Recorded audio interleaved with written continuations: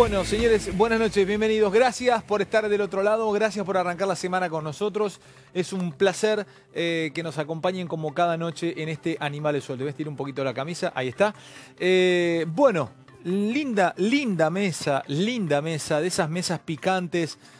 Aldo Piñanelli está con nosotros ya sentado y listo. Estábamos hablando de los que se han ido del Frente Renovador, pero estaremos hablando de economía. Ese es el rostro de un tipo que viene a ser tendencia nacional. Obsérvenlo. Primer plano para Aldo. Es el guerrero que sabe que viene por todo. A mí me gusta Piñanelli. Va al frente. Aldo está más allá del bien y el mal. Cuando declara y me gusta la gente que habla con el corazón. Así que bienvenido, Aldo, querido. Gracias. Por estar aquí. Y Eduardo Valdés, también es un placer, es un lujo tener a Eduardo. Bueno, no sé si llamarlo. A ver, Eduardo, salgamos de tu identidad política. ¿Tenés cercanía con Francisco? O sea, tenés, no sé, ¿se puede ser amigo de un papa? No, yo no soy amigo del papa. Me gustaría serlo, pero no lo soy. Pero no se puede, a ver, pierde... Sí se puede, él tiene, sí, claro. Grabois creo que es una persona que tiene... Después hay curitas muy amigos de él, que tienen historias en común de mucho tiempo. No, pero vos entendés las relaciones de la Iglesia históricamente con el poder político en Argentina. Más o menos, Alejandro, porque yo quiero que vos, acá Carnota conoce un poco... Me vi a la mesa, chicos. Yo fui abogado de Gabriel, el chico abusado por el padre Grassi. Yo no hice el cursus honorum para ser embajador del Vaticano.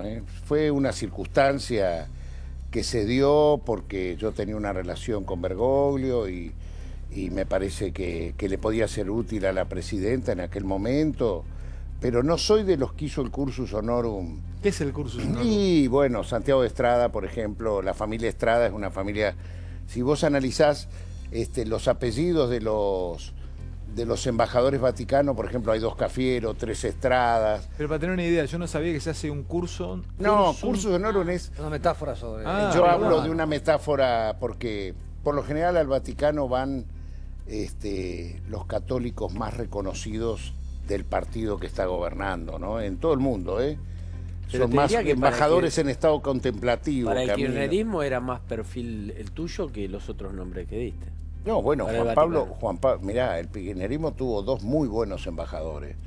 Tuvo a Carlos Custer, que llegó a ser presidente de la Central Mundial de Trabajadores. No digo que eran malos, digo que me parece que tu perfil daba más para el cuadro, por lo menos de los últimos años.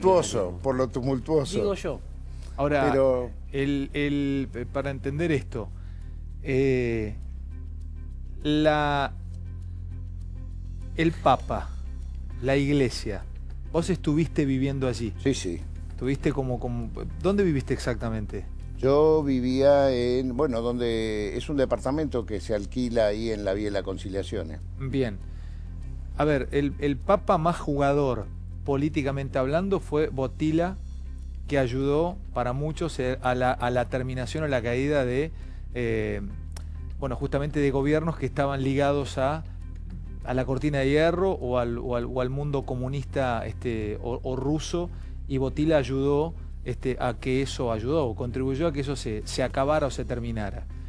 Pero después, yo no sé si los otros papas, si Ratzinger o si algún otro papa influyó. Nos tendríamos que ir mucho más hacia atrás, hacia la antigüedad, algunos papas que influyeron. ¿Es natural que un papa influya en su tierra o deja de ser argentino o alemán cuando un papa es elegido? No, yo creo que influye mucho en su tierra. A ver, acordémonos que Wojtyła nunca se pensó que iba a ser todo lo que pasó.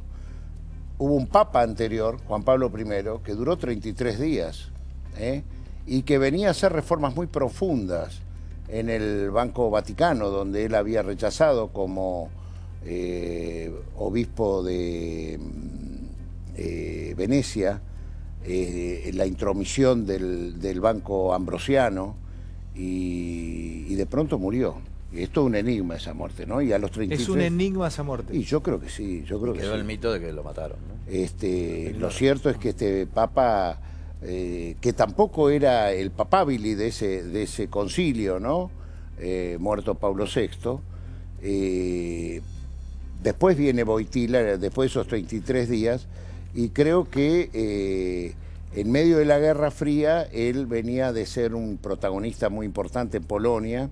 El sindicato de solidaridad de Lech Walesa era en Cracovia, que era donde él era arzobispo, ¿no? O cardenal. Estamos hablando de todo esto porque, chicos, por favor entren, porque me parece, cuando las mesas son así interesantes, voy a vender todo lo que tenemos, pero quiero que la charla vaya fluyendo. Está Dani para preguntar y después tengo yo una consulta especial sobre esto de todos hablan en nombre del Papa y tenemos un disparador muy interesante que armó producción. Enganchado con lo que está diciendo, porque Néstor y Cristina habían sacado el Tedum. Pero Eduardo, yo voy a lo siguiente, Habían sacado el Tedum de la ciudad para el 25 de mayo, lo habían llevado a otras diócesis para que no esté Bergoglio presente.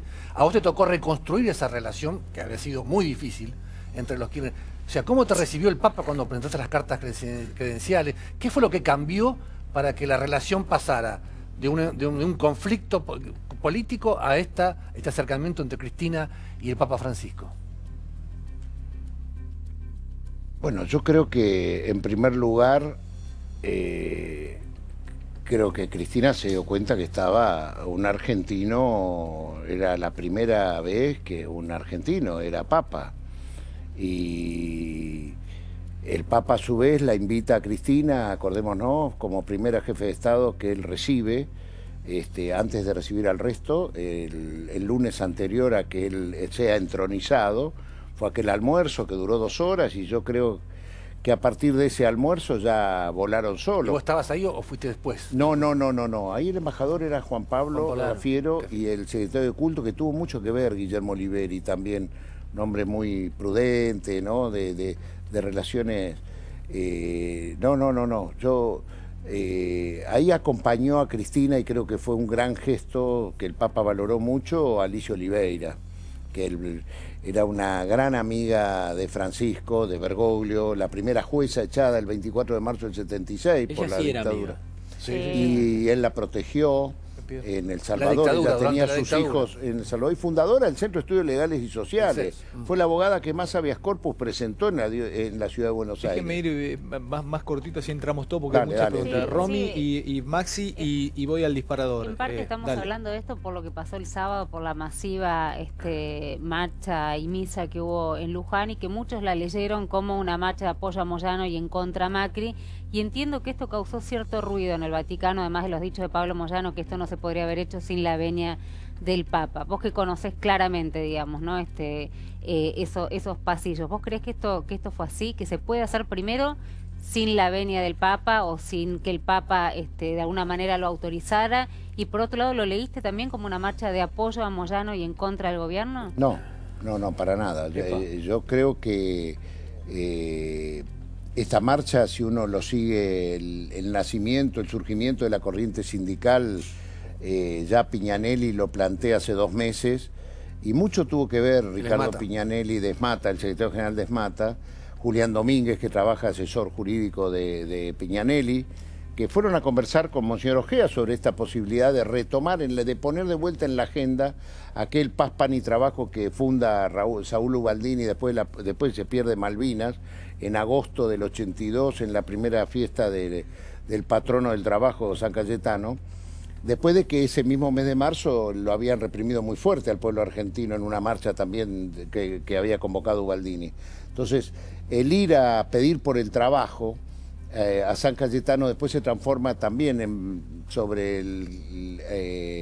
cuando los últimos días de Alfonsín se estaba, por las corridas cambiarias, se estaba peligrando el trabajo, vuelve a retomar Saúl el Paz, Pan y Trabajo. Y digamos que hoy lo que está pasando, y que creo que fue lo que se conversó en aquellos tiempos, con unas tasas de interés al 72%, peligra en serio el trabajo. Y el trabajo es el ordenador de la familia, de la sociedad.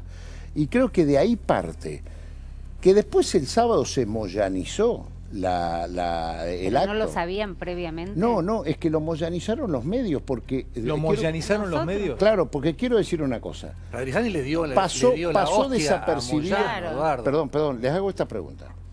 Está bien, son las fotos que vos sacás y las filmaciones que hacés, pero también también trató a otros de la misma manera. Quiero decir esto.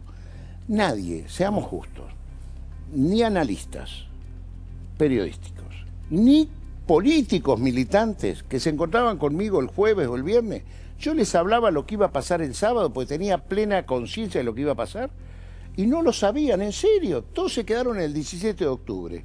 Y este grupo sindical, yo estuve en el ESMAT al mediodía del 17 de octubre, que anunciaron lo que iba a hacer, vi quiénes estaban, e imaginaba por lo menos 500.000 personas.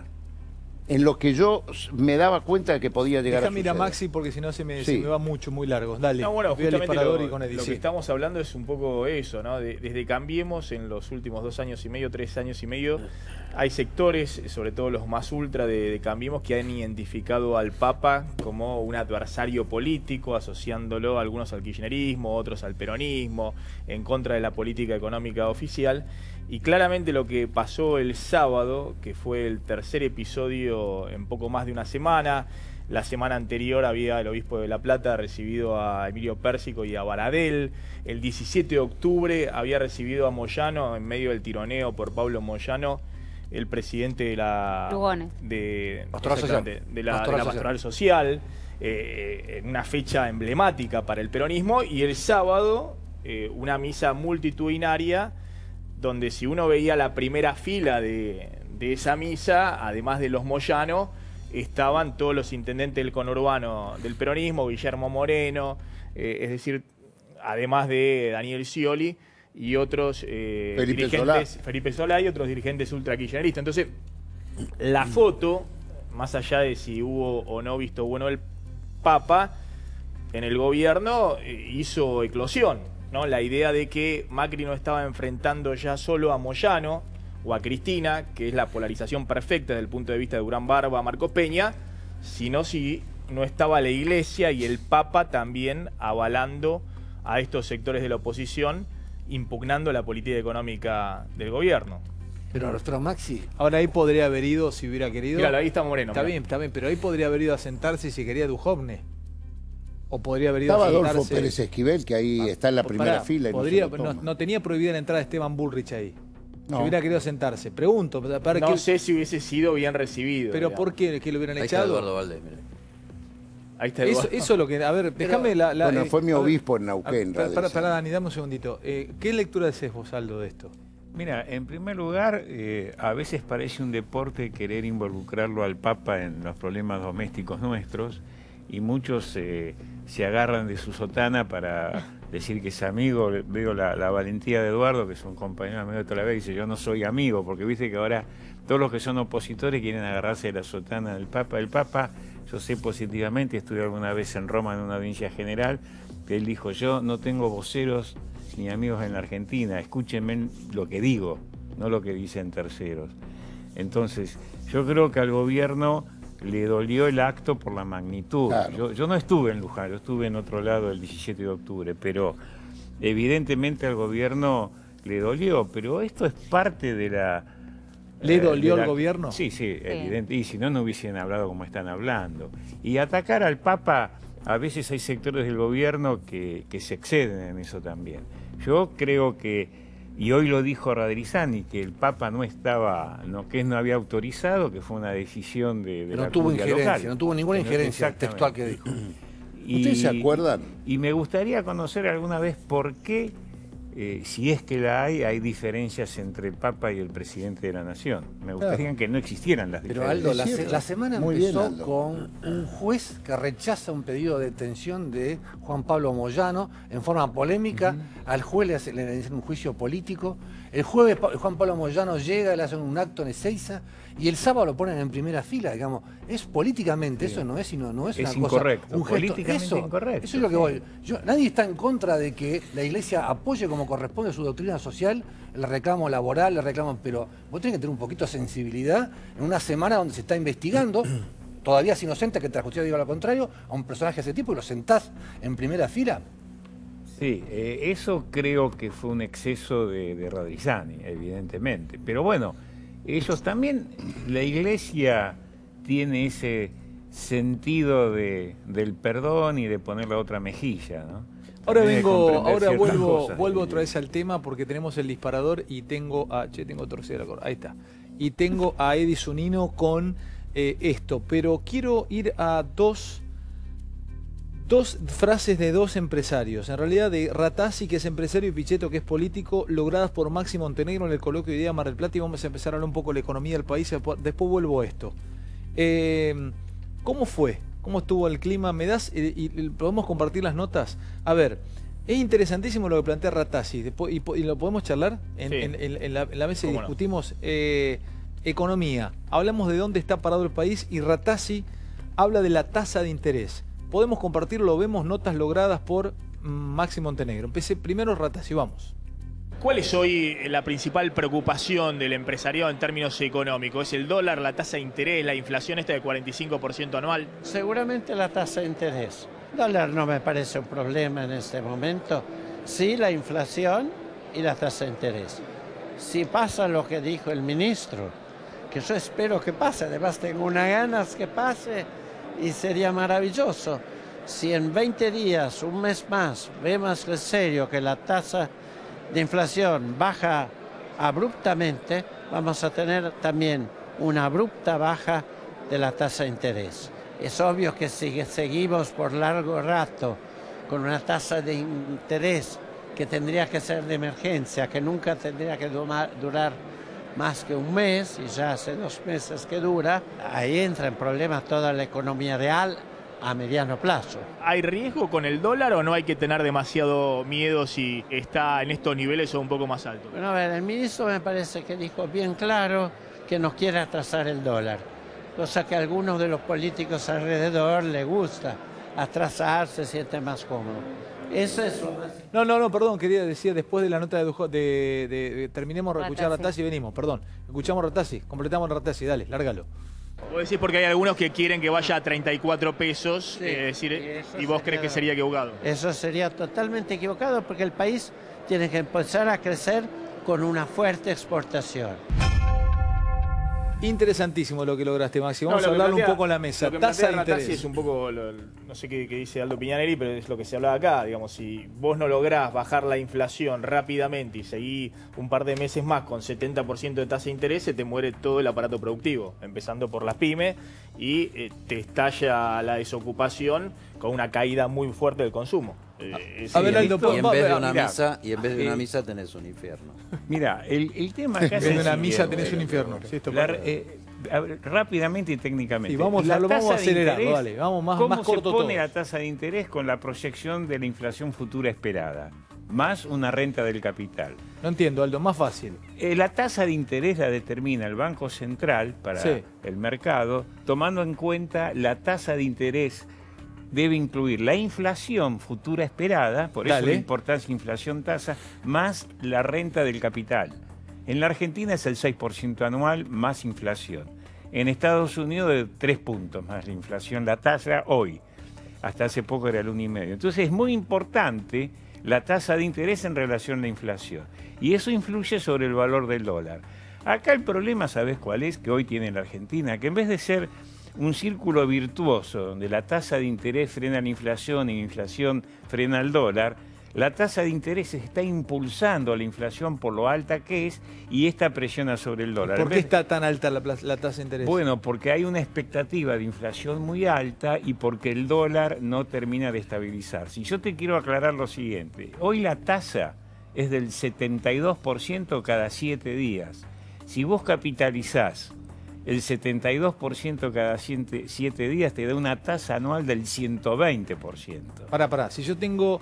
Las LELIQ pagan 72% anual, pero las LELIQ son a 7 días. Cada 7 días el Banco Central capitaliza o paga los intereses. Capitalizando cada 7 días durante un año, ese 72 es el 120% anual. Es mucho más que la inflación. O sea, vos decís que, como doble. dice Maxi y Ratazzi, no la van a poder sostener mucho tiempo más. No a digo esta. que no, yo lo que estoy diciendo es que hoy el costo del dinero es el doble de la inflación esperada para este año. El costo de mantener estas tasas de interés, el gobierno hoy lo ratificó el presidente del Banco Central, que dio una conferencia de prensa, que van a mantener estas tasas de interés elevadas todo lo que sea necesario hasta que no ceda la inflación, es más recesión.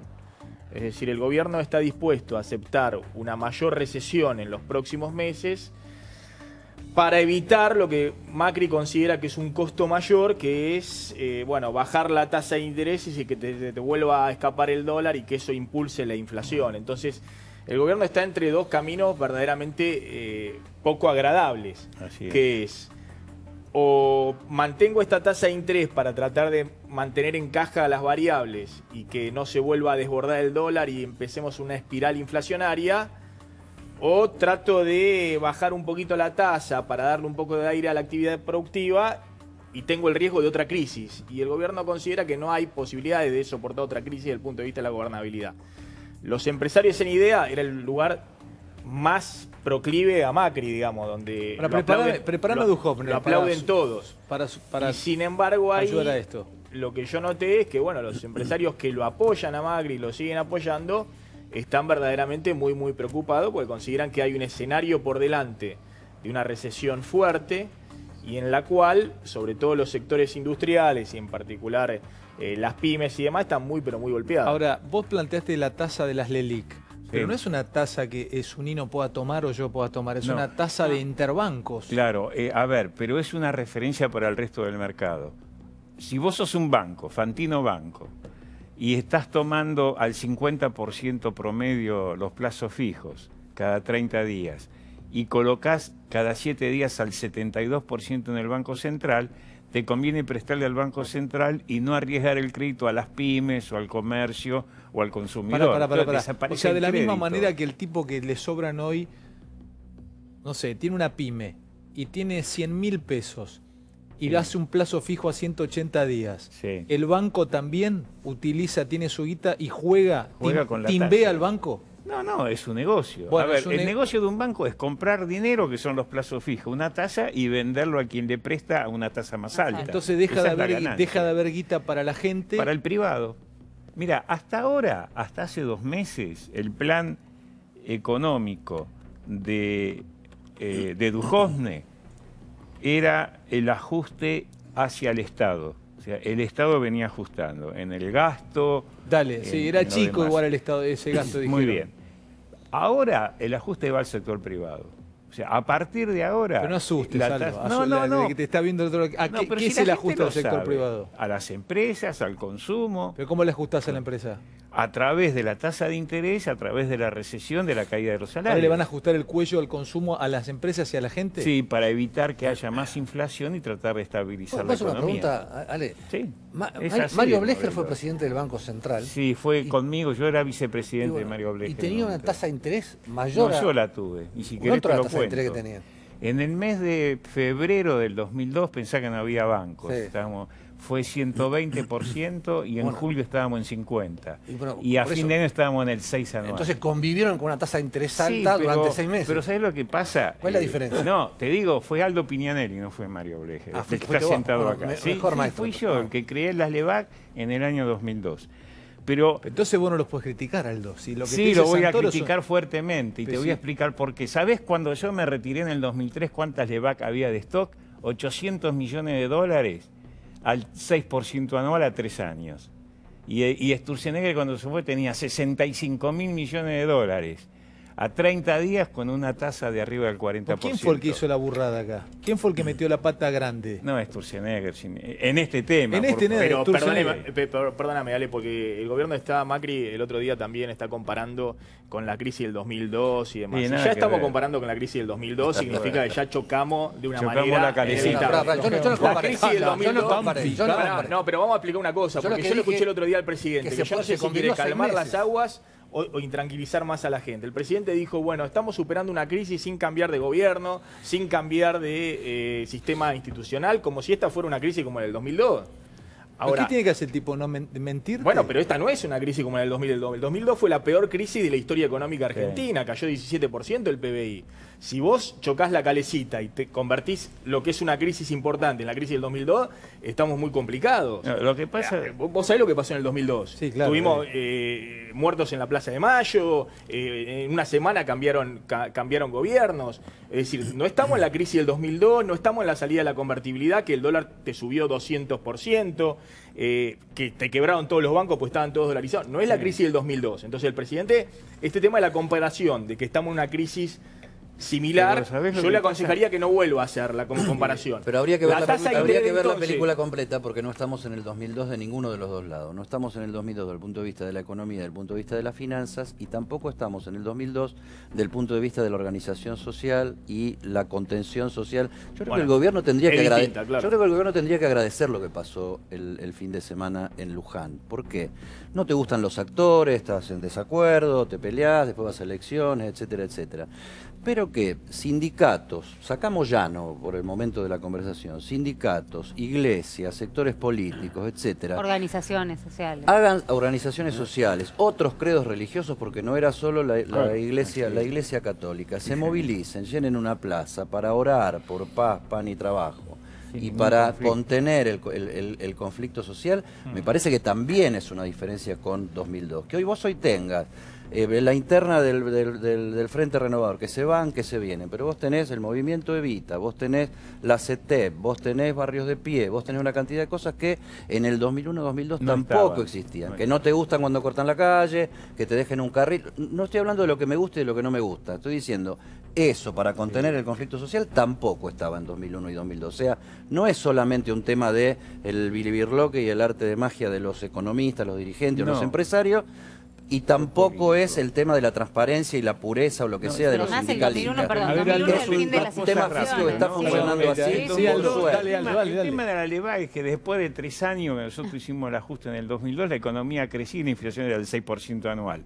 Y el equipo de Macri, no digo Macri, el equipo económico, yo diferencio, yo no toco al presidente de la Nación, porque para eso lo elegimos. El equipo económico, el que estuvo, el que se fue y el que está, lleva, después de 3 años, la inflación a duplicarla, tener una tasa de interés 3 veces más alta de cuando empezó, etcétera, etcétera. Entonces, evidentemente, hay un fracaso. En el tema político... Pero pará, Aldón, pero no te vayas al tema político. Pará, pero la mesa es tan interesante también, pero yo te tengo que usar en esta noche periodística, vos tenés distintos ámbitos o distintas aristas para aprovecharte. Entonces, esto justamente no te cabe a vos. Pero te lo tengo que preguntar. No te cabe a vos, Aldo. No, dale. Vos jugaste en la cancha. Vos no la viste desde la platea como la ven muchos de la platea y nunca jugaron en la cancha. Entonces, contale a la audiencia, y te lo pregunto a vos de frente, si te tocara, fíjate que la ruleta de la vida, plin, plan, plan, terminás en un equipo económico, no sé, le toca hacer a Massa o a quien sea, y a vos te llaman, che, danos una mano, vos piloteaste esta tormenta, sacaste el buque, o fuiste parte de los pilotos, sacaron el buque de la tormenta. Sí, pero piloteaste la tormenta, jugaste de titular, no estabas sentadito en la platea comiendo pochoclo, viendo cómo jugaban el partido. Te pusiste los cortos y jugaste, no el Excel, jugaste.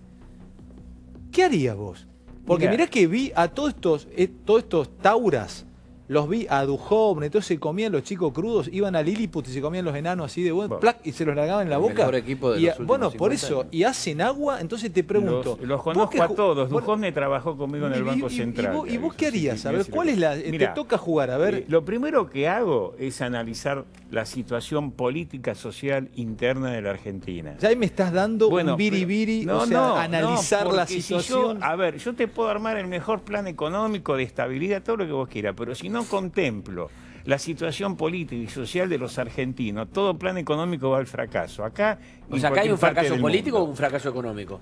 Primero político y después económico. Por eso quiero hacer hincapié en lo político, lo que decía Eddie recién, porque en el 2002 había 3 liderazgos: Alfonsín, Duhalde y Bergoglio. Alfonsín, Duhalde y Bergoglio. Y Bergoglio en la Iglesia, cuando formó la Mesa del Diálogo Argentino. Y ahí, a partir de ahí comenzaron los acuerdos. Y yo te digo una cosa, cuando el Banco Central pidió las retenciones al campo, los primeros que nos apoyaron en febrero del 2002 fueron los del campo, porque sabían que vos decís que esta gente vida. pifia en lo político y eso los hace pifiar en lo económico. Porque impone cosas que del otro lado afectás intereses que tenés miedo que a la negociar. política. Pero a ver, Aldo, perdón. Tenés que negociar. Pero para ser concreto, digamos, Sí. no saben o no pueden. Porque Yo vos creo querés que es sacar un al problema presidente, que pero no él creen en comanda. la política. Pero él comanda el equipo económico. Entonces Sí. realmente se supone que se votó a Cambiemos o la oferta que Sí. venía a traer Mauricio Macri porque de esto sabían y esto conocían. No, claro, yo creo que la gente... ¿No saben o no pueden? Hay un problema ideológico y la ideología hacen que no puedan hacerlo. Ellos no creen en la política, creen más en las fuerzas del mercado y que tienen que imponer las condiciones. Y esto creo que es la gran falla de algunos funcionarios del gobierno. ¿Pero todavía no se dan cuenta? ¿3 años? Y evidentemente no, lo digo hasta con tristeza porque lo estamos padeciendo todos. Hay un problema estructural también de representación social y corporativa. La Argentina es territorio y es corporaciones. El gobierno no maneja el territorio, no maneja el Congreso de la Nación, no maneja las corporaciones y por lo menos vos tuviste en idea el otro día, se dice una cosa en público con mucho énfasis y en privado, cuando se apaga el grabador, se dice pero. Pero. O sea, está todo bien, pero un año más así no aguantamos. Ahora, pero si hay que ir buscando alternativa y Vidal o algún sector del peronismo. Sí. Pero, entonces me parece que si no manejas el territorio, no manejas las instituciones, si no manejas a las corporaciones, ni siquiera de la que provenís, porque y tenés un problema político serio de representación directa de la Miren, sociedad. yo les cuento algo. Yo mañana tengo un trabajo con un grupo de inversores extranjeros que vienen a Buenos Aires y quieren hablar con un economista de la oposición y por suerte me contrataron a mí y me van a pagar por el trabajo. Son inversores financieros. ¿Inversiones financieros? Sí, inversores financieros en la Argentina vienen mañana. Vienen a traer, los tipos podrían poner plata parece que han puesto y la están sufriendo, pero ¿por qué quieren? Por supuesto que van a hablar con gente del gobierno, todo, pero quieren hablar con alguien de la oposición para saber cómo viene hacia adelante, no porque uno puede ganar o perder una elección, sino que quieren saber qué consensos políticos se pueden lograr. Sin consenso político, las inversiones no van a venir en Argentina. Pero ¿por qué no nos quieren creen? sacar su propia conclusión hablando con todo. Sí, ni te van a creer a vos ni le van a creer al gobierno. Si vos fueras ministro de Economía del Frente Renovador que gana las elecciones en enero que viene, ¿le recomendarías continuar el acuerdo con el fondo, renegociarlo?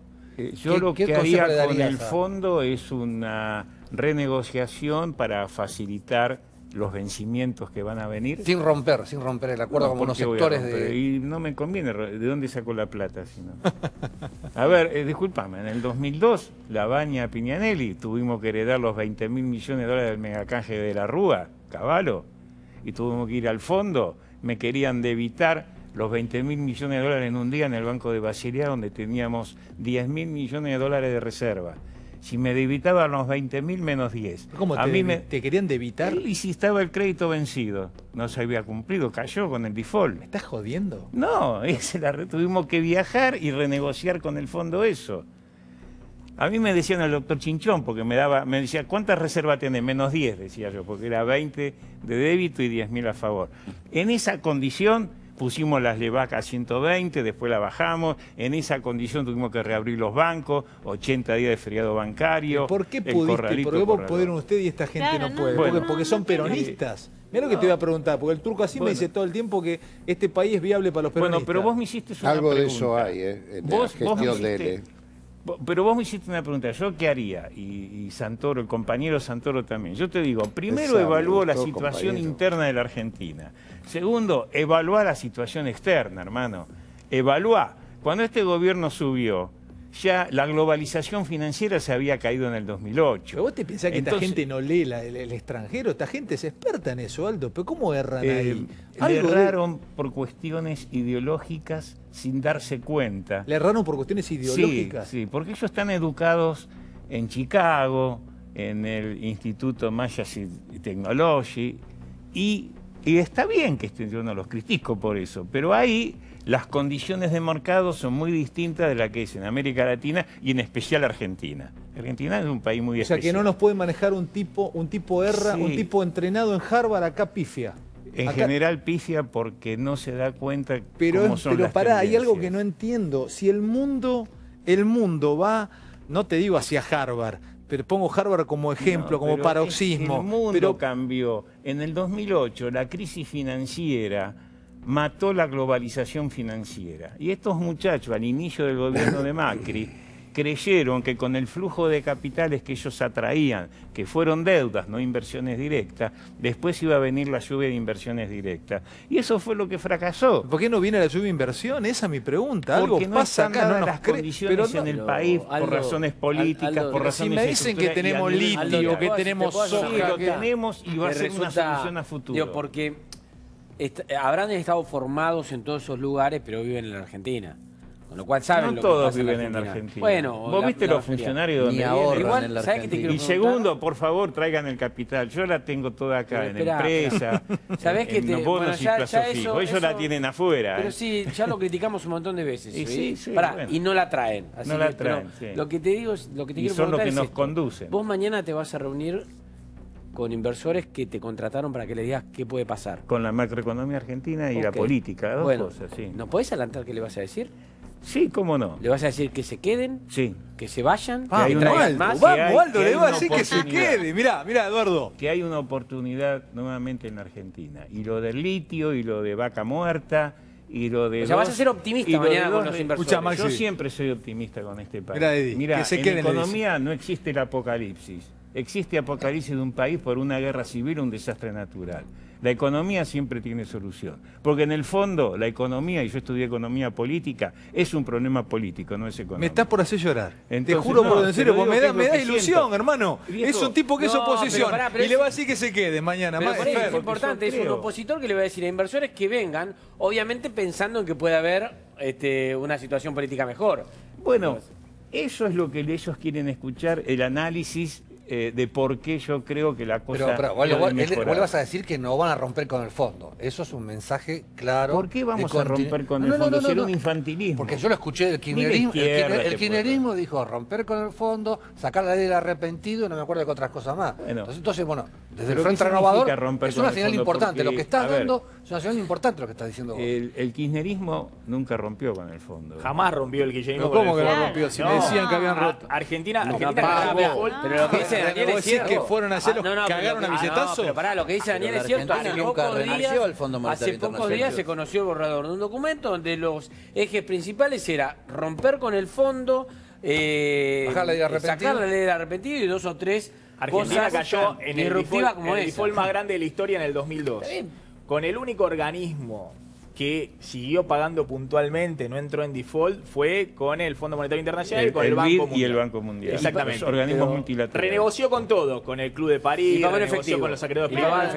Con el Banco Mundial y con el FMI no se dejó de pagar en ningún momento. Hasta el 2006, que Kirchner cancela toda la deuda con el Maxi, FMI. eso es lo que pasó. Esto es lo que están diciendo que va a pasar. Pero si llega el kirchnerismo. Mira, yo el kirchnerismo hoy te dice... Yo no leí el documento del kirchnerismo o de los economistas del kirchnerismo, no sé quién lo escribió. Ahora, plantear ruptura con el fondo. ¿En qué términos se dice? Posiblemente están diciendo... termino con el acuerdo con el fondo y haré un plan de pago, porque 50.000 millones de dólares... Lo que están evaluando todos es que Macri toma una deuda de 57.000 millones de dólares a desembolsarse en un año y medio, entre este año y el año que viene. Mitad de este año y el año que viene, 50.000 millones de dólares. Y le queda al próximo gobierno nada más que 7.000 millones de dólares. Y tiene que pagar a partir del tercer año del próximo gobierno los 50.000 millones de dólares todos juntos. Pero viene alguien y te dice vamos a renegociar y viene el kirchnerismo y te dice vamos a romper. Interesante, podés leer... Yo ya renegocié en el 2000. Pero pará. Y mi mal no me fue. Romina me lee un artículo, a ver, léeselo a Aldo, o por lo menos tirarlo sobre la mesa, chicos. Interesante, cuando hablamos de economía mucha gente se engancha del otro lado. A ver. Carlos Rodríguez, del SEMA. El SEMA, sí. Carlos Rodríguez fue ministro de Menem, ¿no? Sí. No. Viceministro de Roque Fernández. Dale, de Roque Fernández. Escuchen lo que dice este muchacho. Hace un mes que estamos ante un equipo que maneja el país como una mesa de dinero. Bueno, dijo, pero estamos hablando de esto, dijo, la burbuja de las LELIC puede terminar en hiper o en un plan Bonex. Sí, yo pienso igual. Pero me tirás, hace 20 minutos me estabas alegrando y ahora me tirás. Acabas de pegar una patada, sos Krupoviesa a Tagoral Rolfi. No me puedes cruzar así. Pero no se desesperen, todo puede terminar bien o mal. Depende de las cosas que se hagan. Pero ¿por qué en plan Bonex o las LELIC pueden terminar? ¿Por qué en una hiper o en un plan Bonex? Porque las LELIC se capitaliza el interés cada 7 días, en un año es el 120%. Si vos mantenés la actual situación de las LELIQ, donde se te potencia el número, va a llegar un momento que las LELIQ van a ser más que la base monetaria, o sea, la plata que tenemos los argentinos en el bolsillo.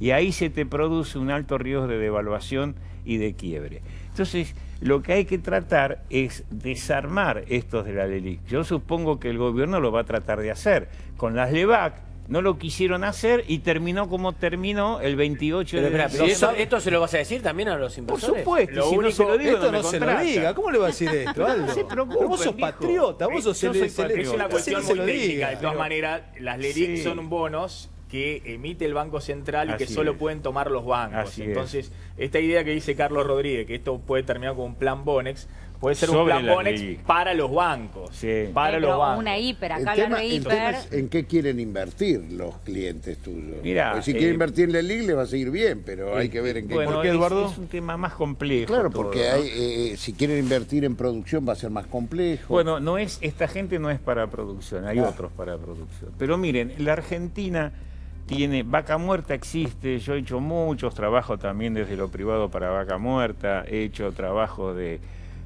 proyectos de inversión para Vaca Muerta y tenemos una gran alegría de los últimos 3-4 años que involucra al anterior gobierno, involucra a la Argentina y al actual. El petróleo está y el gas está y es de buena calidad y se puede sacar, porque hasta hace 4 o 5 años todos dudaban si Vaca Muerta se podía sacar. Para que la gente entienda, Vaca Muerta es una gran reserva que está a más de 5.000 metros de profundidad.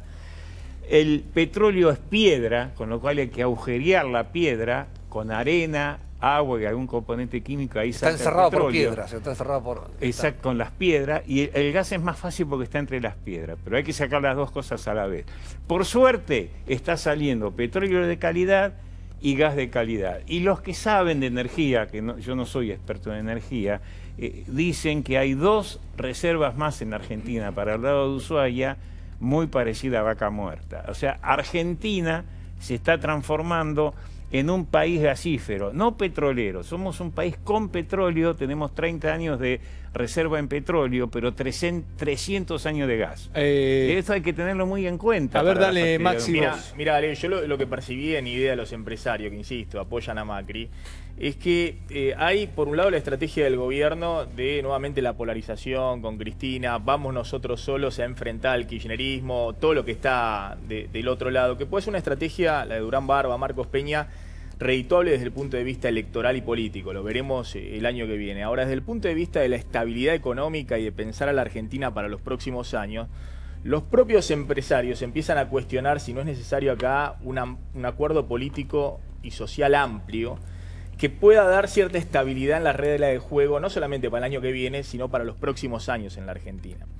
Y si eso no ocurre, termina pasando lo que está sucediendo en los últimos meses, que es que ante la crisis que le estalla al gobierno, porque no previó, porque se confió en el endeudamiento, con el tipo de cambio atrasado, todo lo que conocemos, termina una situación donde el gobierno empieza a poner impuestos donde había prometido que los iba a sacar. Le prometió a los empresarios que eliminaba el impuesto de los bienes personales y que entren todos al blanqueo. Ahora no solamente no se elimina, sino que se sube el impuesto a los bienes personales. Prometió la regla de juego de ir bajando las retenciones a la soja y al campo. Ahora no solamente se vuelve a subir la retención a la soja, sino que poner retenciones de 12% para todo. La exportación de software, la exportación de productos manufacturados de origen industrial, para todo. Hay manotazos que están dando algunas administraciones locales, provincia de Buenos Aires, ciudad de Buenos Aires, sobre algunos sectores que tienen la necesidad de regla de juego, porque si no sus clientes terminan pagando más caro y están viendo si le ponen impuestos para cerrar los baches fiscales. Entonces, y eso, más allá de las simpatías, te genera tensiones en la conducción política del gobierno nacional. Si Macri, que esto que rehuyó permanentemente, lo del acuerdo político sobre cierta regla de juego básica, no va a ser fundamental. No sé si ahora, porque la estrategia evidente del gobierno electoral es la polarización, Cristina enfrente y a todo nada, una moneda al aire, pero claramente para el próximo gobierno, porque si no, aún Macri reelecto el año que viene, no va a poder hacer nada de lo que dijo en algún momento Maxi, que iba a hacer en términos sociales en Argentina. De futuro económico. Dame un segundito que vendo y paso por los temas que tiene en la mesa y quiero aprovechar a Valdés y preguntarle, él tiene cierto olfato y conocimiento sobre la calle hoy. porque es lo que más preocupa, lo social. Preocupa mucho al gobierno, lo social. Toco con él y vamos a empezar a caminar todo lo que tenemos en cada una de la noche. Por ejemplo, Maxi trajo los 5 puntos más importantes del proyecto de ley de alquileres.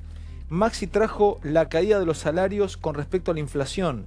Daniel Santoro trae la historia de uno de los testaferros de Daniel Muñoz, que pidió ser arrepentido. Estamos hablando de Todisco. ¿Qué podría decir? ¿Qué podría saber Todisco? Romina les va a contar el escándalo Jaime. El escándalo de Ricardo Jaime. Acordó una condena de 4 años a cambio de plata. Esto en minutos nada más. Se define el cronograma electoral 2019. Qué temón, el de Fer Carnota. Y Edi Zunino, arde la interna en Cambiemos. Arde la interna en Cambiemos. Todo esto tenemos esta noche. Hay mucho, gracias a Dios. Recién 12 de la noche, la hora de las brujas. Vendo una bajadita de Valdés. Quiero escucharlo. La calle. ¿Qué pasa con lo social, con la conflictividad? Ya entramos en los meses calurosos, ya se viene diciembre, ese mes arquetípico para la historia argentina, la historia nacional. Y pegado a eso, vamos a ir metiéndonos de a poco ya con el primero de los temas, cronograma de elecciones, que también tiene que ver con la economía. La calle. ¿Qué ves vos? Te está escuchando y viendo muchísima Argentina, muchísimos argentinos, muchas argentinas que te están siguiendo en todo el país. ¿Cómo viene la calle? ¿Crees que la va a tener controlada el gobierno? Yo creo que hay... si nos impresionó la cantidad de gente que fue a Luján el sábado, bueno, esos fueron trabajadores organizados. Trabajadores sí que tienen trabajo. Los movimientos sociales muchos no estuvieron. El 24 vas a ver mucho movimiento social, que son trabajadores de la economía popular, digamos, ¿no? Algunos le denominan informales. Y yo veo, sinceramente, me parece la clase media es la que... fijémonos más en la clase media. Yo creo que... ¿Por qué la clase media? Yo vivo en Almagro. Vuelo en Estado de Israel y Corrientes, que los cacerolazos del 2001, no estoy anunciando cacerolazos, estoy viendo temperaturas sociales. Siento en Caballito, en Almagro, en Villa Crespo, siento que la clase media está diciendo no, estoy ahogado, no le alcanza para pagar los impuestos, no le alcanza para pagar la cuota del departamento, del alquiler. Por ahí veo una... es donde más convulsión veo. Lo otro está organizado. ¿Pero qué tipo de convulsión tiene esa clase media? Y como que no aguanta más. Yo creo que hay que atender ahí, hay que ¿cómo se llama? Desigualizar la tarifa. Sí. Creo que por ahí viene el, pero hay un plan, gran ahorro. Perdón, Aldo, ¿hay un plan del gobierno para esa clase media? Porque la idea de ellos era a partir de marzo inyectar guita. Bueno, los últimos anuncios que tuvieron que ver con la clase media, los únicos anuncios que corrieron un poco el eje de lo que era el presidente defendiendo el ajuste, de que hay que ajustarse para llegar a fin de mes, todas malas noticias, fueron los anuncios de ponerle un tope a las cuotas de los créditos UBA. 100.000 créditos se entregaron el año pasado para sectores de clase media, hubo un boom de crédito hipotecario el año pasado, tuvo que ver también con parte del triunfo electoral de Cambiemos, y una nueva ley de alquileres que está muy cuestionada por el sector inmobiliario porque, como ocurrió en la ciudad de Buenos Aires, le fija una regulación al mercado inmobiliario para tratar de beneficiar a los inquilinos. Le va a reaccionar en contra el mercado inmobiliario, ¿eh? Bueno, hay mucha polémica, pero la intención claramente, Macri hizo propio un proyecto de Rodríguez Larreta en el cual se busca darle un guiño a los inquilinos, que obviamente, o sea, hay 3 millones de inquilinos en la Argentina y fundamentalmente sectores de clase media. Ese es el centro a la cabeza de la clase media, decís vos. Y una clase media baja, claro, que está muy golpeada. El aumento de los alquileres en el último año fue 10 puntos arriba de la inflación. El gobierno con eso, poquito, tope para los créditos UBA y la nueva ley de alquileres trata de darle un guiño a la clase media. Y las tarifas. Perdón. Y con la marcha atrás del tema. Ya vuelvo, Aldo, con vos, dame un segundo. Está chateando como loco Fer Carnota. No, algo pasa, están explotando los teléfonos. Ahora te lo voy a contar, hay que aclarar algo sobre el tema del cronograma electoral. pero ahora cuando empezamos, se definió el cronograma electoral. Bueno, a ver, se definió, ahí está el punto. Lo que se publicó hoy, lo que se supo hoy es que el cronograma electoral empezó a circular internamente por el gobierno, por los escritorios. ¿Me puedo poner de pie? ¿Me ayudás? Sí, claro. Y lo que circuló fue el cronograma efectivamente electoral que por ley debería darse. Digamos, si se cumple la ley electoral, estas son las fechas que deberían, me quiero llevar esto porque acá tengo una fecha importante, estas son las fechas que deberían darse si la ley electoral se cumple. Lo que pasa es que como empezó a circular un papelito internamente por los despachos de gobierno con el cronograma electoral vigente de la ley, se creyó que el gobierno, se pensó que el gobierno ya oficializó esto. Esto va a quedar oficializado con el decreto presidencial, convocando a las elecciones y cuando se publique en el boletín oficial. Y la especulación es que recién va a pasar el año que viene. Pero lo que está es políticamente decidido a que sea así, aunque hay una batalla muy fuerte, porque hay intendentes de la provincia de Buenos Aires que están queriendo eliminar las PASO. Oficialistas, con Jorge Macri a la cabeza. Eliminar estas. Exactamente, que no haya estas PASO. No estén más. Sí, con alguna Jorge Macri a la cabeza. Sí, con alguna explicación de... Pero ¿cuál es la explicación política de por qué querrían eliminarla? ¿Porque no se tienen fe? Mucho gasto fiscal. Mucho gasto fiscal sería la excusa formal. Valdés se ríe, pero Valdés se ríe, Eduardo se ríe. Y esa es la excusa formal. No, dale, esa es la excusa formal. Tienen un problema 3.000 político. millones de pesos. Pero ¿cuál es dígame la posta? ¿No? Ahí te la va a decir Fernando. Tienen un problema político serio, después lo charlamos. Claro, que tiene que ver básicamente con el tema de los candidatos nacionales, si arrastran o no arrastran, y si los intendentes pueden despegar de alguna figura central nacional para no tener que depender de ellos. ¿Qué tienen miedo? Los intendentes de Cambiemos tienen miedo que los garroteen en las peronistas elecciones. También. No te olvides que los peronistas también tienen el problema de si también. es Cristina o no es Cristina, que voy con Cristina porque... a ver, porque parece que no... A ver, yo no lo logro entender. La explicación no está tan clara. ¿Tienen miedo que los arrase el cristinismo, el kirchnerismo? No, yo no dijo eso. No es exactamente eso. A ver, los peronistas tienen... Espera, Fer, si tienen miedo los de Cambiemos y tienen miedo los peronistas, ¿quién va a ganar? ¿El Partido Comunista? No, o sea, no creo que el los PC intendentes haga todos una... quieren conservar sano su territorio. ¿Pero a quién le tienen miedo? ¿Cristina? A Cristina los peronistas. ¿Y los de Cambiemos quién? Y los de Cambiemos a que también el efecto de paso no puedan desdoblar una caída, a lo mejor electoral importante, porque la situación nacional los arrastra. ¿Pero dónde estaba el plan de Durán Barba que dijo que había que subir a Cristina porque si polarizaban después ganaban? Ahora entonces... pero es otra cosa. Si vos eliminás las PASO, tenés 40 días más para que la economía se reactive. Si vos vas a una 40 días más para que se reactive la economía. De agosto a octubre. La estirás más. Estirás entonces las posibilidades. Están jugando fino ya, ¿no? 40 días. Ya tenés que pasar con el F15. Déjame que te haga una lectura fácil. Si no hay primaria, el radicalismo rompe Cambiemos. Exacto. ¿Cómo? Si no hay primaria, el radicalismo se va de Cambiemos. ¿Qué es lo que pasa dentro del gobierno y cuál es la disyuntiva general dentro del gobierno? Si hay PASO, se te puede terminar unificando el peronismo enfrente. ¿Vos tenés una placa con eso? Sí, tengo una placa con varias cosas. Dale.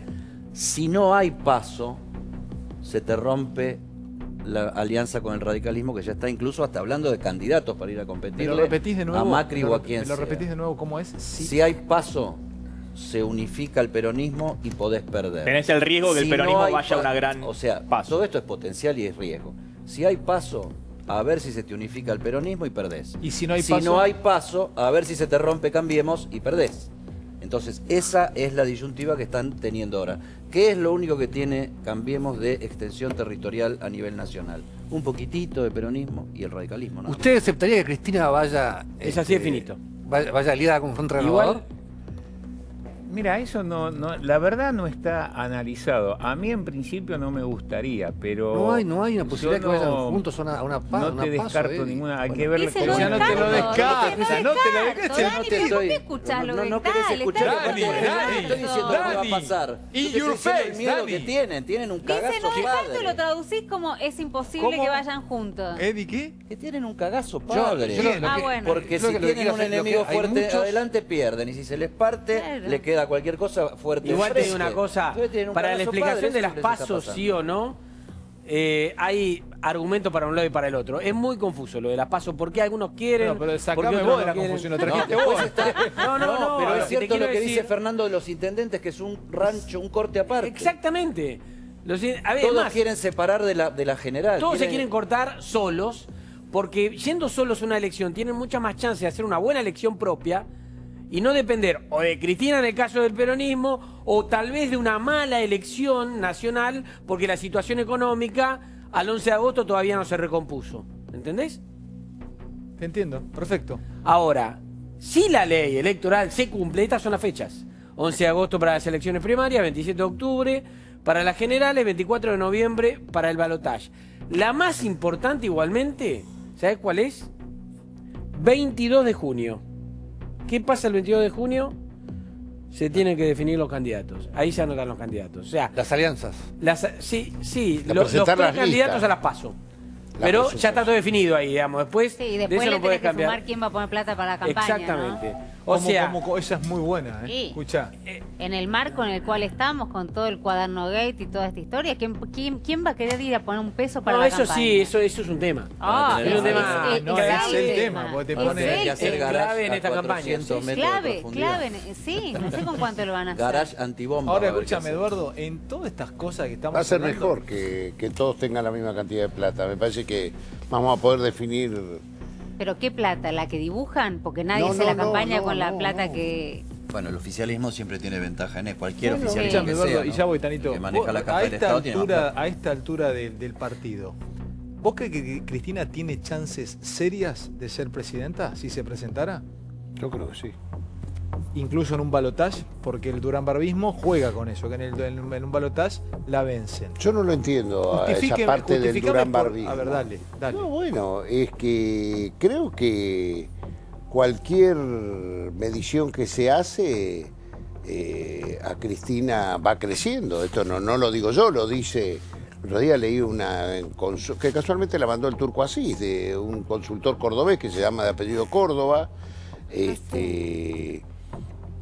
Alguna de poliarquía, he leído algo que... ¿Por qué no? A ver, dentro de lo que es el espacio del peronismo, ¿no?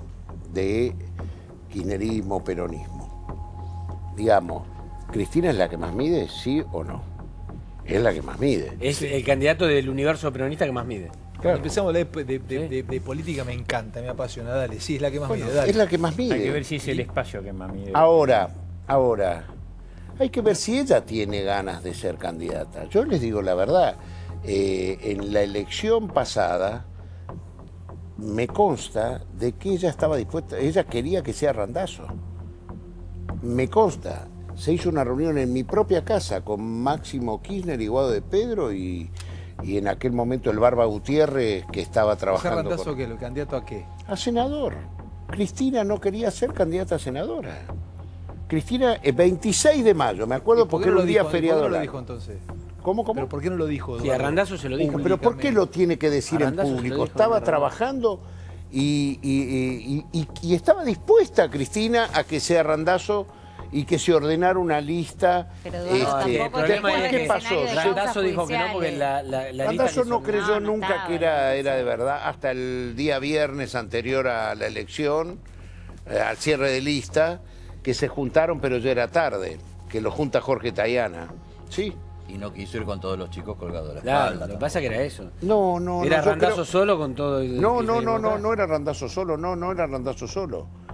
Pero ya estaban jugadas las cartas, no, al revés, no.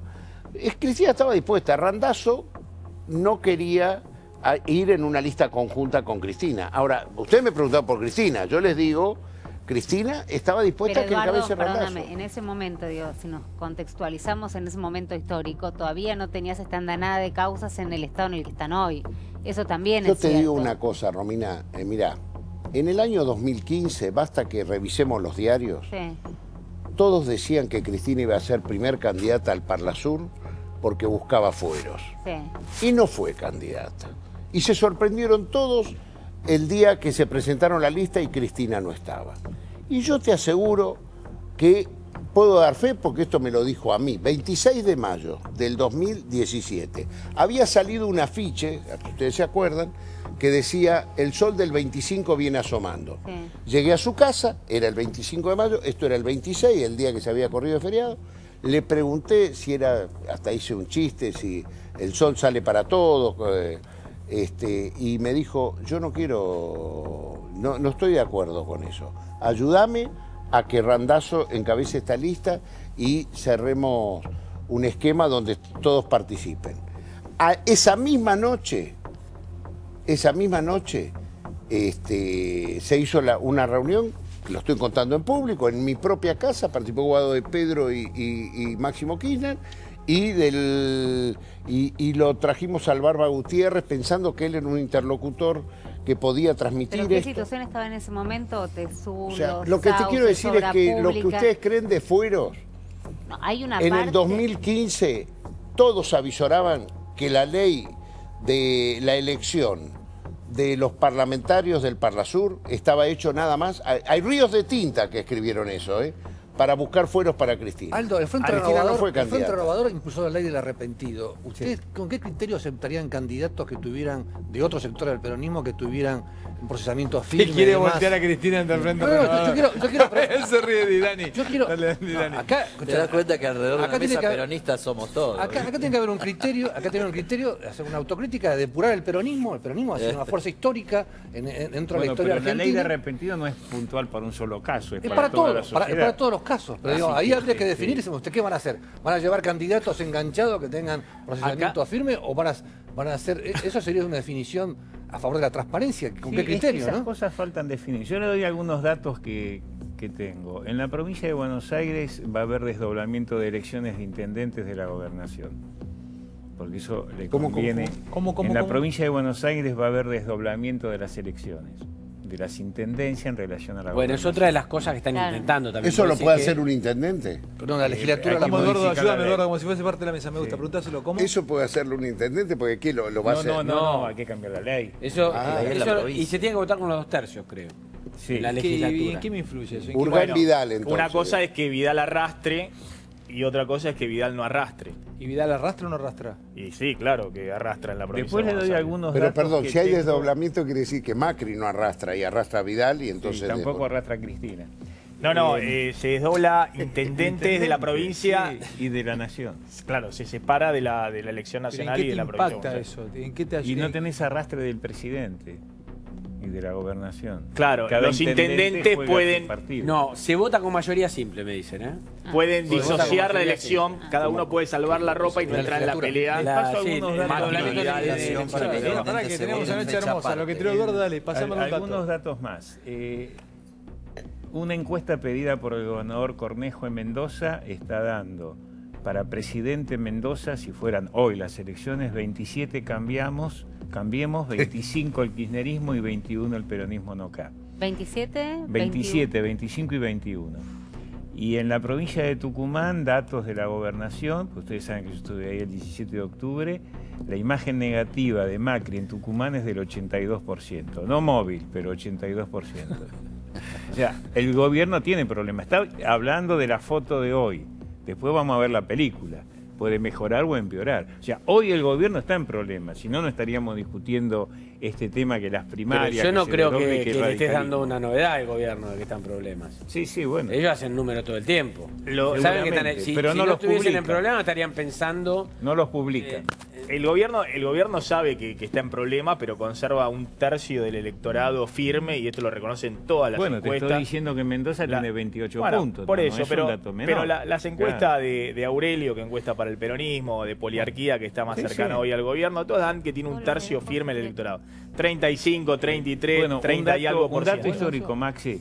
Cuando se presentó Angelo, ¿se acuerdan en qué condiciones cuando perdió con Menem, con un país que estaba en hiper? Sacó el 38% de los votos. El lápiz rojo. O sea, el estatismo, como dice acá... Pero ahora, usted dice eso de Tucumán, yo estuve en Salta, en la reunión de la CIC, que me hubiera gustado y al presidente se le acercó Gustavo Sáenz, el intendente de Salta, Juan Carlos Romero, el ex senador, y la hija Bettina Romero. Es decir que hay una provincia vecina que buscan todavía aliarse con Cambiemos, ¿no? Acá hay una lucha contra Urtubey. Perdón, acá lo que se está discutiendo es si Cristina es efectivamente la mejor candidata de la oposición porque es la que más mide, o es la candidata más funcional a Macri, como creen Marcos Peña y Durán Barba, porque si bien es la que más mide, en una polarización termina ganando una vez más el gobierno. Eso es lo que está Yo te hago esta pregunta. Hay que ver por la imagen negativa, Acá están analizando que el peronismo va en 2 listas, ¿no?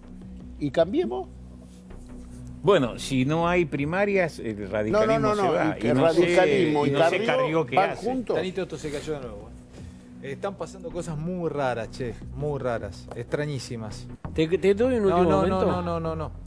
No, es otro. Es otro último momento. No, eso no, porque nos estamos metiendo en camisa 11 varas y podríamos estar complicando algún tipo de investigación judicial. No, pero es otra cosa. Dale. Es político. Dale. Me dicen que mañana hay dictamen de presupuesto. En la comisión de presupuesto, puede ser. Que está cerrado.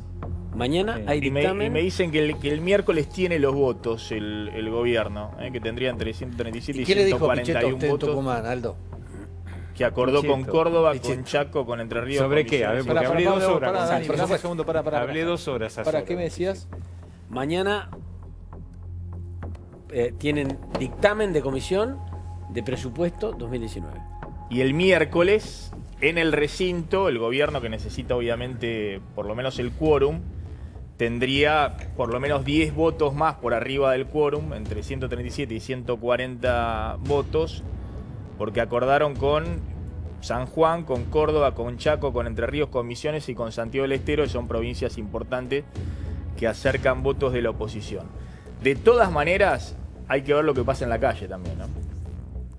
Porque va a haber manifestaciones ya desde mañana y el miércoles importante, pero en principio la foto política, el gobierno tiene cerrado el presupuesto más importante. Bueno, depende. Se logró un consenso. Señores, no tener presupuesto. A ver, un segundito, porque voy con Mangel y con Santoro. Hablamos un poco de justicia. Jaime. Vamos con Jaime, sí. Es histórico lo que pasó. Guarda los micrófonos. 023. Romy. Sí. Atento con Romy. Sí. Ricardo Jaime acordó una condena de 4 años de cárcel por enriquecimiento ilícito y una multa de 13 millones. No, en realidad te voy a contar lo que pasó en el día de hoy, que está a punto de lograr la fiscal Gabriela Baigún. Es histórico. Después lo van a poder discutir, a algunos les va a parecer bien, mal, pero yo creo que realmente hay que prestarle mucha atención a lo que pasó en el día de hoy. Tiene múltiples causas. Ricardo Jaime, recordemos, exsecretario de Transporte.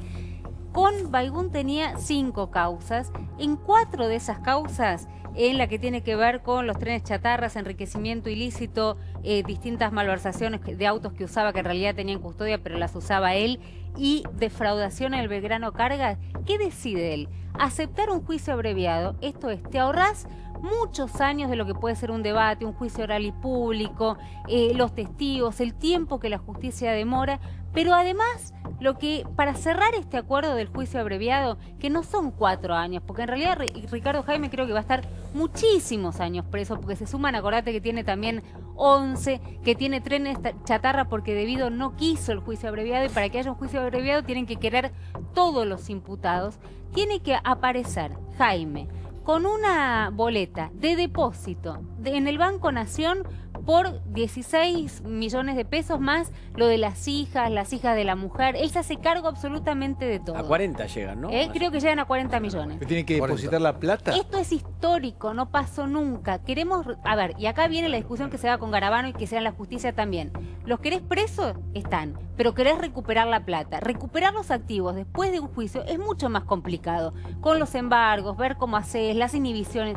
Acá directamente aparece Ricardo Jaime. No, yo te voy a decir una cosa, por eso yo no podría ser juez. ¿Por mi qué? fiscal. Y porque yo te investigo de dónde me giraste la guita a los 40 palos y te congelo todo. Pero no lo puede, no, pero vos querés recuperar la plata. No, yo quiero recuperar la plata. Si viene de 40 palos a un lado, quiere decir que hay más. Pero acá querés recuperar los 40. Tiene bienes inmuebles, tiene varios inmuebles. No. Acá el problema es el siguiente. Durante años, la fiscal Baigún, que estuvo trabajando y mucho, buscó por todos lados. Estuvo en Brasil, habían dicho que tenía muchos inmuebles. La hija tenía un hotel. Estuvo en Suiza, también donde decían que tenía cuentas. No le encontró absolutamente nada. Le preguntó a Ricardo Jaime, a quien creo que vio en el día de hoy o en el día de ayer. ¿Usted me trae la plata? Me trae un depósito de la cuenta del Banco Nación que dice me deposité los 40 millones, sí. Yo no le pregunto dónde los trajo. Igual tiene que admitir la responsabilidad, porque tiene que es que eso es lo más importante, las dos hoy cosas, Jaime dijo, las dos yo cosas robé. Importantes. Hoy Jaime dice, yo robé, ya lo había dicho en otro momento. Pero deja claro que el tipo mirá lo que te estás, yo robé. Sé que del otro lado es polémico, pero mirá todo lo que te estás ahorrando. Estás ahorrando el tiempo, insisto, de lo que es un juicio oral. Está Ricardo Jaime desgastado, dice su imagen pública, que no puede más de ir a un juicio tras otro. En cuatro hechos, no en el que... Recuperó Baigún 40 palos. Si todo sale como debería salir, vienen con una... Lo que pasa es que del otro lado hay algunos que dicen, bueno, y no le vas a preguntar de dónde salen los 40, bueno, los de blanqueo tampoco les preguntaste. Acá es guita de la corrupción, choreo, que vuelve directamente en cuestión de horas a las arcas del Estado. Dame un 2x1 con la fotofrase de la Cámpora otra vez ante Bonadío y poneme la torpedera Santoro, que venimos con el arrepentido Todisco. ¿Qué podría tener un testa, ¿no?, de la familia Muñoz?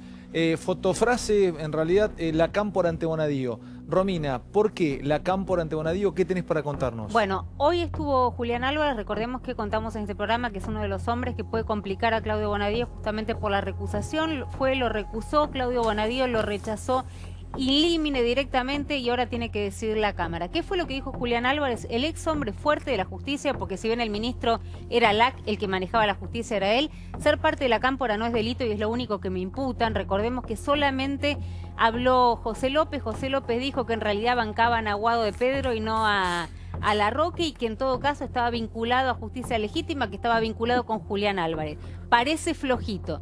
Lo que salió a decir Julián Álvarez, ¿cuál es el delito de ser parte de la Cámpora? ¿Qué es lo que me están probando? Además de recusar al juez por todo lo que ya contamos, pues lo tiene denunciado en una causa de Torres, y entonces ahora la Cámara tiene que decidir. ¿Pero por qué la Cámpora? Porque hoy fue Julián Álvarez, te diría que uno de los tipos más importantes de la agrupación. Mañana, ¿quién va? Máximo Kirchner. Bueno. 10 de la mañana en los tribunales federales de Comodoro Pi. 2x1 picante de Mangel. Estás muy bella, Romy. Ay, muy linda. Ay, Dani Santoro, venga para acá, por favor, y vamos a hablar de otro arrepentido. A ver, arrepentido de testaferros, no sé, ¿de quién es Todisco? Contame, Dani, ¿de qué se trata esto? Estamos hablando del secretario privado de Cristina Kirchner, estamos hablando de Daniel Muñoz, que se llevó 70 millones de dólares a Miami, a Europa, en propiedades primero, y después se fue moviendo la plata en transferencias bancarias. El fin de semana, como adelantamos el viernes en exclusiva aquí en Animales Sueltos, se produjeron estas detenciones de los testaferros de Daniel Muñoz. Uno de ellos es Sergio Todisco y su esposa, que son los dos que están detenidos, Elizabeth Municoy. La viuda de Daniel Muñoz, Carolina Pochetti, todavía está prófuga desde el día viernes, cuando Bonadío es el que da la orden de detención y no el juez Rodríguez. Y podemos pasar a la próxima. Y mirá esto, Ale. Este señor Todisco, que es un martillero de Mar del Plata, en la próxima es director o miembro de 14 empresas offshore con las cuales se compraron departamentos en Miami, un piso de casi 25 millones de dólares. Pasemos a la próxima. En todas estas empresas, en Florida, en las Islas Vírgenes, en Delaware, fíjate lo sofisticados que es. ¿Qué tiene todo esto de común, Ale? ¿Quién aparece acá? Mossack y Fonseca. ¿Quién es Mossack y Fonseca? Mossack y Fonseca es el mismo estudio panameño que está en el caso Panama Papers, es el que está en la ruta del dinero acá con Lázaro Báez. Y lo último para mostrarte, si podemos ver un segundito, una acción al portador que está a nombre de Daniel Muñoz, la tenemos a mano, para que te muestre por qué este hombre es realmente el testaferro.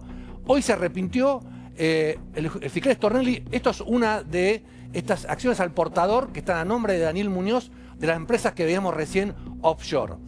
Hoy se arrepintió, le contó cosas muy importantes que podrían complicar a Cristina, y mañana el juez Bonadío tiene que decir si homologa el acuerdo de imputado colaborador de este señor Todisco.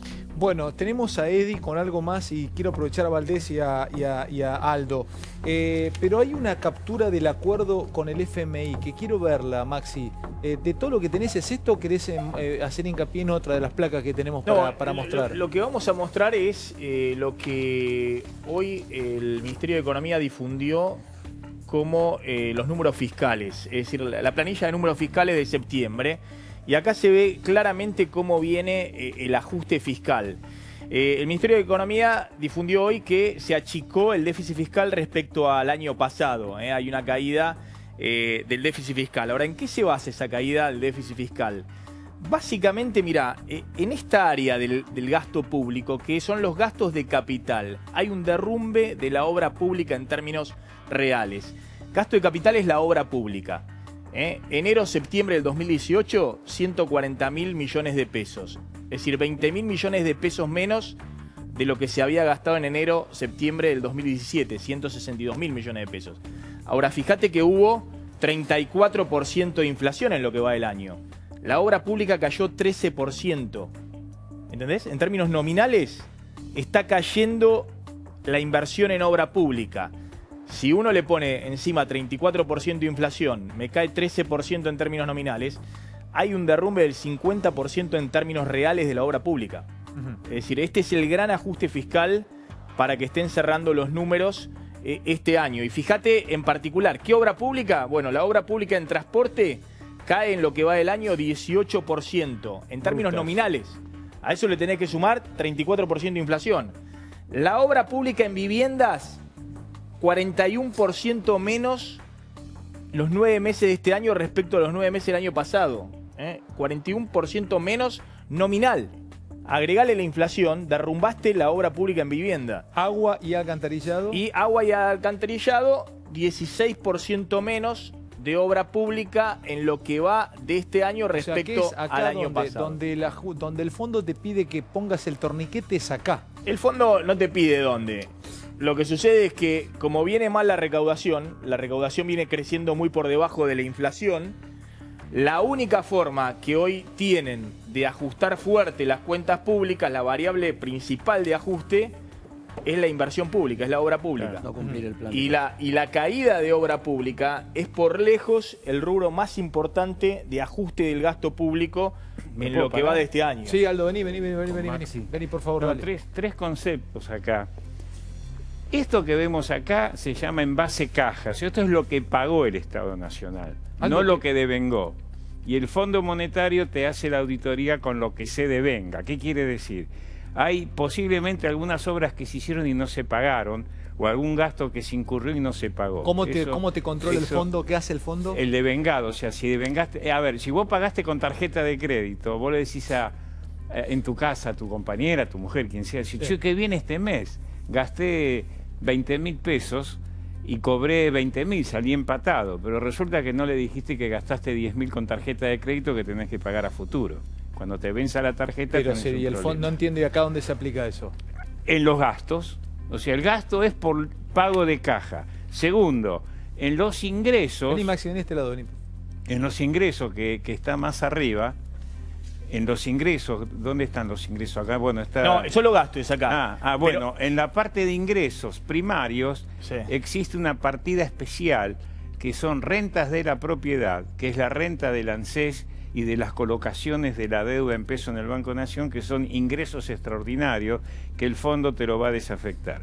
Y después esto es hasta gasto primario. Cuando vamos a intereses, todo lo que te ahorraste en gasto primario te lo gastaste en intereses. Los intereses de la deuda es el principal rubro, con lo cual, que crece. El resultado final va a ser un problema. En diciembre va a haber dos problemas serios en la Argentina. Primero, que es la primera auditoría del fondo del nuevo acuerdo.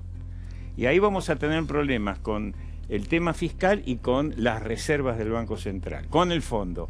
Y segundo, va a ser un mes de diciembre que muchas pymes no van a poder pagar el aguinaldo, ni las vacaciones, ni el ajuste salarial, por el problema de la tasa de interés y de la falta de dinero.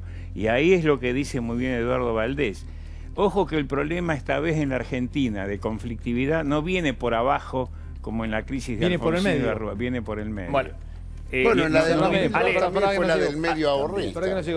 Te cierro esto para cómo se leen estas planillas, que son las que mira Duhovne todo el tiempo y le pasa al FMI. Prestaciones sociales y jubilaciones viene creciendo en lo que va del año, 9 meses, enero-septiembre, 28%. La inflación fue 34%, claro. Viene por debajo de la inflación. Así es. El salarios públicos, 17% de aumento en lo que va del año. La mitad de la inflación, 34% de inflación. Estás licuando parte de los salarios públicos, pero no es tan relevante. Y obra pública, 13% de caída en lo que va del año. Con 34% de inflación estás derrumbando la obra pública.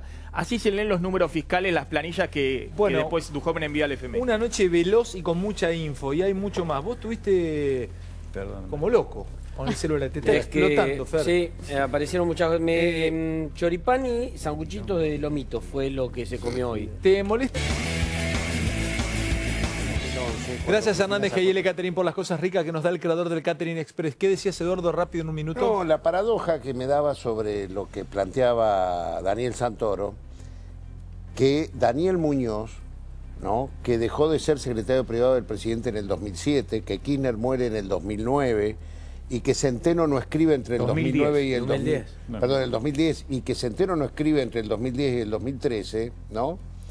O sea, que su actividad, la de Daniel Muñoz, habría terminado en los actos que le plantea hoy Bonadío, fue sobreseído por enriquecimiento ilícito por el propio juez Bonadío en el 2011, después que Cristina sacó el 54%. Son formas de proceder. Gutiérrez también. Eduardo, ¿y qué, si no estaban las pruebas? Ahora tenés 8 cuadernos escritos por Centeno, donde se han comprobado las llamadas telefónicas, las patentes con los bolsos de pero no habían investigado en el exterior y todo eso. Bueno, el juez, yo no me acuerdo de esa causa, el juez habrá pedido, pero no estaba todas estas pruebas. O sea, no te resulta Eduardo, normal, Daniel, eso.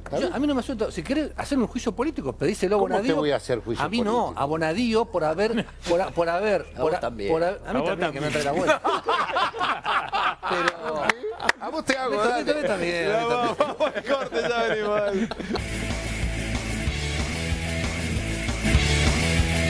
Chicos, 30 segundos finales, gran programa. ¿Te quedó algo rápido? Rápido, hubo cena hoy en donde Duhovne, Sandleris y González Fraga trataron de explicarle a ministros, diputados, senadores del PRO en Balcarce, en la sede de Balcarce, choripán de por medio, lo que se viene para adelante en la economía. Es una papa si lo hiciste en Balcarce.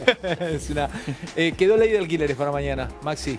¿Vamos con eso? Sí, porque está complicado el tema. El gobierno piensa que hoy hizo una reunión, que sacó todo adelante, pero me están enviando mensajes de las inmobiliarias diciendo que mañana hace una conferencia de prensa.